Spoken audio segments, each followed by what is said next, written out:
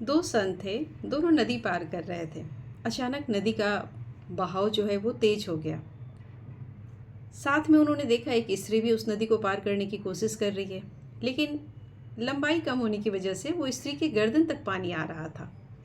दोनों ने एक दूसरे को देखा और तुरंत ही जो गुरु थे उन्होंने उस स्त्री को गोद में उठा लिया, नदी पार करवाई और दूसरी तरफ जाने के बाद स्त्री दूसरी तरफ चली गई और गुरु और शिष्य दूसरी तरफ चले गए।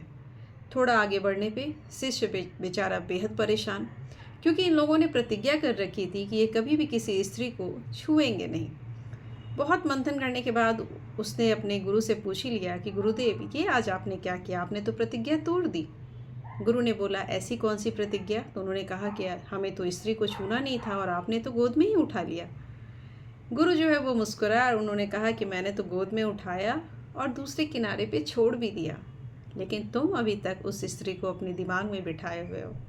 जी हाँ दोस्तों, हम सभी कभी न कभी कोई ना कोई ऐसी बात, एक ताना, एक व्यवहार, किसी की अवहेलना, कुछ बीती हुई बात अपने दिमाग में बिठाए रखते हैं। बात वो कुछ मिनट की ही होती है, लेकिन वो सालों साल हमारे दिमाग में होती है।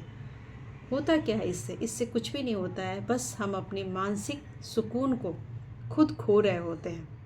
इसीलिए हमेशा याद रखें, कहा गया है एक बहुत खूबसूरत बात कि सपोज़ मान लीजिए कि जब भी आपको कोई बात बुरी लगी और काफ़ी देर तक आप उस चीज़ को सोच रहे हैं, तो एक स्टोन उठाइए, एक पत्थर उठाइए और अपने पर्स में डाल लीजिए। 1 महीने करके देखिए ना, देखिए उस पर्स का वज़न कितना हो जाता है और उसे उठाना मुश्किल हो जाएगा। हम अपने दिमाग के साथ भी तो वही कर रहे हैं। हर छोटी बात को जो बेवजह की है, जिसका कोई फ़र्क नहीं पड़ने वाला है किसी को भी, अपनी मानसिक शांति खोते हैं। इसलिए हमेशा 3 बात याद रखें।